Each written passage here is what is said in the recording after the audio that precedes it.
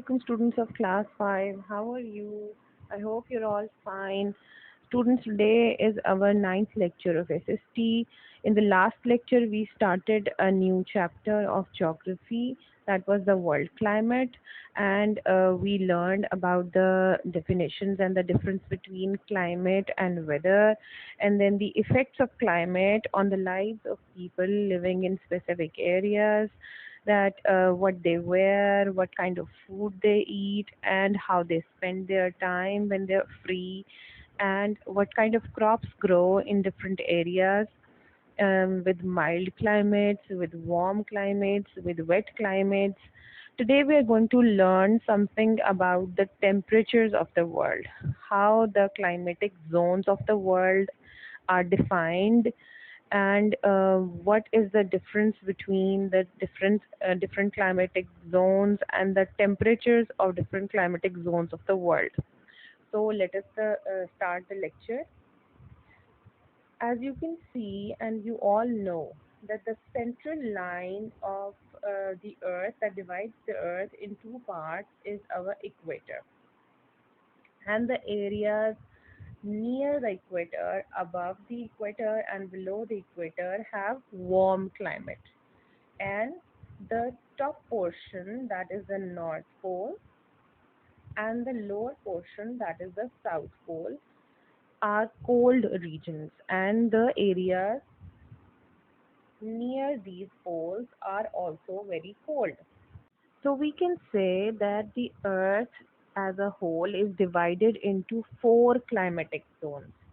The first ones are the countries through which the equator line crosses are the equatorial countries or the equatorial region. Then the countries above and below the equator line that come in the tropical region, the tropical climatic zone. Then the countries in the polar regions, both south and north regions are the polar countries, और बीच में इनके polar और tropical regions के बीच में ये जो area आपको नज़र आ रहा है, this is the temperate zone, और हमारा पाकिस्तान भी इसी टेम्परेट जोन में है, जो कि पोलर के करीब यहाँ पर जो इनकी जो कंट्रीज़ होंगी वो कोल्ड होंगी, और जो ट्रॉपिकल के करीब होंगी उनका मॉडरेट टेम्परेचर वाली कंट्रीज़ होंगी. तो इस तरह हमारी अर्थ को 4 क्लाइमेटिक जोन्स में डिवाइड किया गया है इन क्लाइमेटिक स्टूडेंट्स.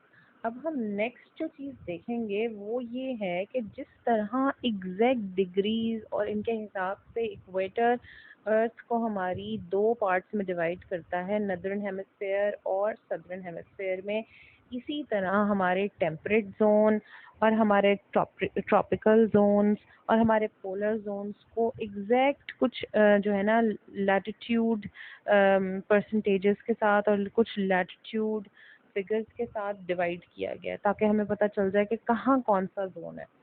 तो जो ये एग्जैक्ट परसेंटेजेस हैं वो हमारी इक्वेटर से जब हम ऊपर की तरफ जाते हैं तो ट्रॉपिक ऑफ कैंसर जो है ना, हमारा ट्रॉपिक ऑफ कैंसर, ये 23.5 डिग्रीज नॉर्थ पर आ रहा है.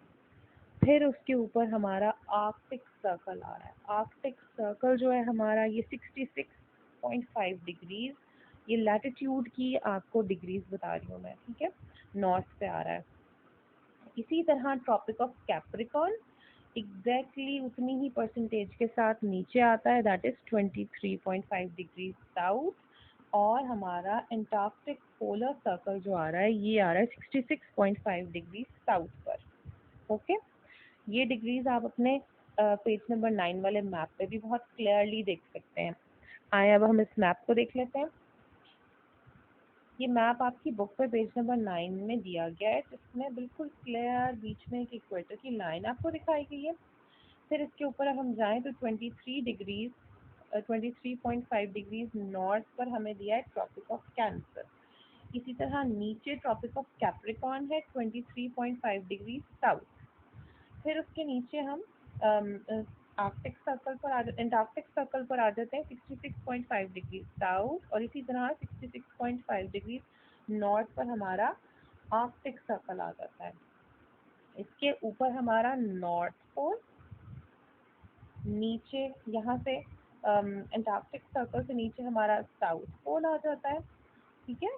और इसके बीच में टेम्परेट और ट्रॉपिकल रीजन आ जाते हैं। ये टेम्परेट, ये ट्रॉपिकल, इक्वेटर से ऊपर, ये ट्रॉपिकल और ये टेम्परेट। ओके, आई होप आप लोगों को समझ आ गई होगी ये जोन्स किस तरह डिवाइड किए गए हैं। उनके बीच में जो कंट्रीज आती हैं, फिर उनके टेम्परेचर्स उसके हिसाब से होते हैं। इक्वेटर के करीब वाली कंट्रीज के वार्म टेम्परेचर्स और पोल्स के करीब वाली कंट्रीज के कोल्ड टेम्परेचर्स होते हैं। जी, let us read the explanation of this map on page number 8. This world map shows the major climatic zones in the world. On this map, you can see the special lines of latitude north and south of the equator. These are the Arctic Circle, 66.5 degrees north, Tropic of Cancer, 23.5 degrees north. फिर उसके नीचे जब हम equator से नीचे चलते हैं तो एंटार्क्टिक सर्कल 66.5 डिग्री साउथ पे और tropic of Capricorn 23.5 degree south. ये फिगर्स आपको लर्न करनी पड़ेंगी, ठीक है। Tropic of Capricorn, tropic of Cancer और आर्कटिक सर्कल और एंटार्क्टिक सर्कल की figures. These lines are helpful in making the major climatic zones of the world: the polar region, the temperate region, the tropical and the equatorial region। ये चारों regions के नाम भी आपको याद करने पड़ेंगे, इनको अंडरलाइन भी कर लीजिए। We use the world region to describe an area of the world or a country that has specific features. Unlike countries, geographic region do not always have fixed boundaries. For example, the regions listed above go across a number of countries and in the same case, continents. इन्होंने इस paragraph में ये explain करने की कोशिश करी है कि ये जो हमने डिवीजन ऑफ द वर्ल्ड की है, this is not according to countries. Tropical region में और टेम्परेट रीजन्स में और पोलर रीजन्स में कोई सी भी कंट्रीज आए, लेकिन वो इनकी अपनी बाउंड्रीज अलग होती हैं, रीजन्स की बाउंड्रीज। और ये लैटिट्यूड लोकेशंस के हिसाब से बाउंड्रीज हैं। मतलब 23 डिग्री से लेके 66 डिग्री तक जितनी भी कंट्रीज आएंगी वो टेम्परेट रीजन में आएंगी। और यहाँ पर 23 डिग्री साउथ, 23.5 डिग्री साउथ, 0 से लेके 23 तक जितनी भी आएंगी वो ट्रॉपिकल रीजन्स में आएंगी। ओके, और जी अब हम लर्न करते हैं कुछ अबाउट पाकिस्तान। पाकिस्तान का क्लाइमेट कैसा है। सबसे पहले तो मैं आपको जोन बता दूं कि कौन से जोन में पाकिस्तान आ रहा है।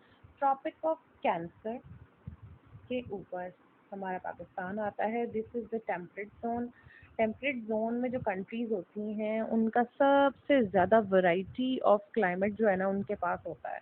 उनके पास समर भी बहुत अच्छी है और उनके पास विंटर भी बहुत अच्छी है, स्प्रिंग भी है। इसीलिए हमारे पास इतने सारे 4 सीजन्स भी हैं और सारों की बहुत अच्छी वैरायटी ऑफ सीजन्स हमारे पास अवेलेबल हैं।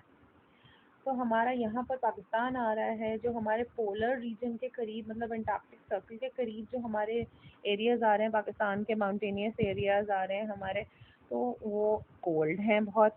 और नीचे की तरफ जब हम ट्रॉपिक ऑफ कैंसर से थोड़ा सा करीब आते हैं तो हमारे वार्म एरियाज भी आ रहे हैं, लाइक जैकबाबाद है हमारा, मुल्तान है, ये हमारे वार्म एरियाज में आ जाता है। चलिए जी, पेज नंबर 9 पर हम लर्न कर लेते हैं थोड़ा सा कि the climate of Pakistan. Pakistan lies just to the north of Tropic of Cancer. The country covers a long stretch of land and the climate in one place is quite different from that of another. Variety of climates है हमारे पास, जैसे मैंने आपको बताया। The hottest month is usually June.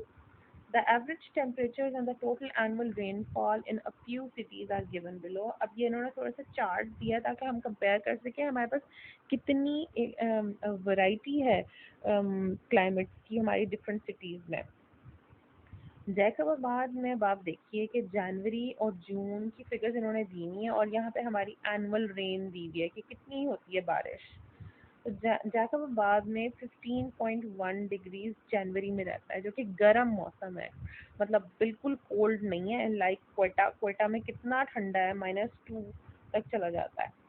हमारा मरी, ये average temperatures हैं बेसिकली, इनसे वेरिएट करते हैं टेम्परेचर, इनसे कम भी हो सकते हैं, ज़्यादा भी हो सकते हैं, लेकिन ये एवरेज टेम्परेचर्स हैं। मुल्तान आ जाता है 12.7 नौकुंडी आ जाता है जी 11.3, और कराची आ जाता है 18। कराची हमारा जो है ना ज़्यादातर ये ट्रॉपिकल रीजन के करीब आता है, इसमें सी भी है आपको पता है, इस वजह से इसका टेम्परेचर एक्सट्रीम पे नहीं जाता। यहाँ पे बहुत ज़्यादा गर्मी भी नहीं होती और बहुत ज़्यादा सर्दी भी नहीं होती। फिर पेशावर आ जाता है 11.2, हमारा जनवरी में जा रहा है उसका, और 33.1 डिग्री जून में जा रहा है। पेशावर भी जो है ना एक्सट्रीम टेम्परेचर्स में आ रहा है, मतलब ज़्यादा गर्मी और जो है ना सर्दी कम होती है, यहाँ पर इतनी ठंड नहीं होती। मरी हमारा आपको पता है माउंटेनियस एरियाज में आता है, वहाँ का मौसम सबको ही पता है, बारिश भी खूब होती है। एनुअल रेन सबसे ज़्यादा मरी में ही यहाँ पर है, जो यहाँ पे कंपेरेबल सिटीज़ इन्होंने दी हैं। इसके अलावा भी बहुत सारी ऐसी जगह हैं पाकिस्तान में जहाँ पे मरी से भी बहुत ज़्यादा बारिश होती है, लेकिन यहाँ पर जो सिटीज़ अवेलेबल हैं उनमें सबसे ज़्यादा मरी में बारिश होती है। एनुअल रेन सबसे ज़्यादा मरी में है। चलिए जी अब एक्सप्लेनेशन पढ़ लेते हैं इस टेबल की। The figures given in the table are average temperatures. ये average temperatures हैं. Some places have very severe winters and temperatures can drop very low. For example, the temperature in Quetta has been as low as -16 तक चले जाता है क्वेटा का temperature, -16, बहुत शदीद ठंडा टेम्परेचर है ये। विंटर मतलब एक्सट्रीम विंटर्स होती हैं क्वेटा में। Temperature in summer can also be well above the average. In Jacobabad, once recorded a temperature of 53 degrees. 53 degrees बहुत शदीद गर्मी होती है. And many weather situations have recorded temperatures above 49 degrees centigrade. मतलब ये बता रहे हैं कि ये एवरेज टेम्परेचर्स हैं, और इसके अलावा भी जैसे क्वेटा में -16 तक चला जाता है टेम्परेचर, और जैकोबाद में गर्मी 53 डिग्रीज तक चली जाती है। तो ये बहुत एक्सट्रीम टेम्परेचर्स हैं। पाकिस्तान क्योंकि टेम्परेट जोन में है, हर तरह के हमारे सीजन्स हैं, हर तरह के सिटीज़ में डिफरेंट टेम्परेचर्स हैं। तो इस टेबल से रिलेटेड आपका एक क्वेश्चन भी है, आई थिंक वर्कशीट में है, जिसमें इसकी फिगर्स को कंपेयर करना है।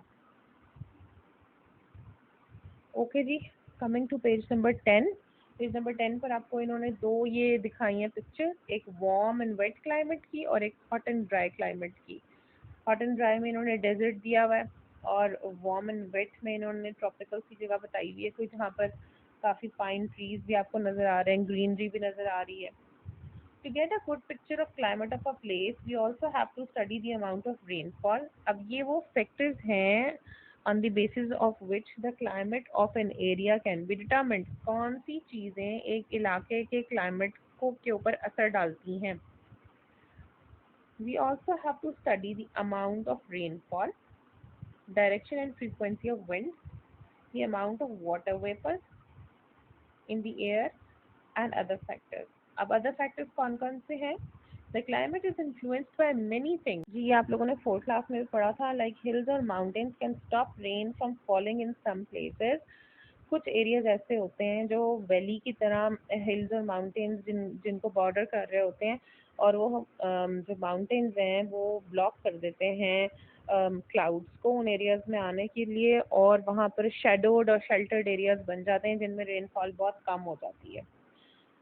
Strong winds can bring rain clouds to some areas, और कुछ एरियाज ऐसे होते हैं जहाँ पे स्ट्रॉन्ग winds बहुत ज़्यादा होती हैं, उसकी वजह से क्लाउड्स उस तरफ को धकेले चले जाते हैं और वहाँ पर रेन बहुत ज़्यादा होती है इस वजह से। High up in the mountains it is very cold. मतलब एक फैक्टर जो क्लाइमेट को डिफाइन करने के लिए है वो हाइट ऑफ अ प्लेस भी है, वो जितनी ऊंचाई पर होगी जगह उतनी वहाँ पर ठंडक होगी। So even a place closer to the equator can be cold if it is in the mountains. मतलब ये एक ऐसी चीज़ बता रहे हैं कि अगर द क्लाइमेटिक जोन जो है वो इक्वेटर के करीब है और वो एरिया बहुत ज़्यादा गर्म है इक्वेटर की वजह से, तब भी उसमें height of a place matter करती है। अब ये एक पिक्चर देखिए, इसके अंदर ये जो सारा एरिया है ये वार्म और टेम्परेट एरिया में आ रहा है। ये कीनिया के एक माउंटेन की पिक्चर है जिसमें ये इक्वेटर के करीब है जगह, सारी वार्म है, 30 डिग्रीज तक यहाँ का टेम्परेचर रहता है सारा साल। लेकिन यहाँ पे करीब एक इतना ऊंचा सा माउंटेन है, उसकी पीक हमेशा स्नो से कवर्ड रहती है। इसको माउंटेन को जो है ना हाइट की वजह से, हाइट ऑफ अ प्लेस की वजह से ये इसकी पीक हमेशा स्नो से कवर्ड रहती है। और इसके नीचे जो जगह है ये बिल्कुल वार्म रहती है। We are done with today's lecture. Now your home assignment is the worksheet on page number 13, part A and part B. Part A is study the table on page number 9 and then answer the following questions. ये सारे बहुत आसान हैं, इनको आपने study करना है. वो जो वहाँ पे टेबल दिया हुआ है पेज नंबर आपका 9 पर, उसकी बेसिस पे इनको आपने सबको आंसर करना है. Read and mark the sentences below as true और फॉल्स. ये आपका बी पार्ट है. इसको भी आपने सेंटेंसेस को रीड करते जाना है और ट्रू और फॉल्स मार्क करना है इस पर. ये आपने अपनी बुक पर ही करना है. And question number 3, what are some of the factors that influence climate. ये अभी हमने रीड किया इसको, पैराग्राफ, लास्ट पैराग्राफ जो था, इसमें से इसका आपने आंसर निकालना है. जो फैक्टर्स इफेक्ट करते हैं एक एरिया के क्लाइमेटिक कंडीशन को, उनमें direction of wind, amount of rainfall, और ह्यूमिडिटी, और हाइट ऑफ अ प्लेस, और विंड या mountains and hills around the place. तो ये सारे फैक्टर्स हैं. इनमें से एटलीस्ट 5 फैक्टर्स आपने 1 2 3 करके बुलेट्स में आपने पॉइंट करके लिखने हैं answer, and you have to do this question in your copy.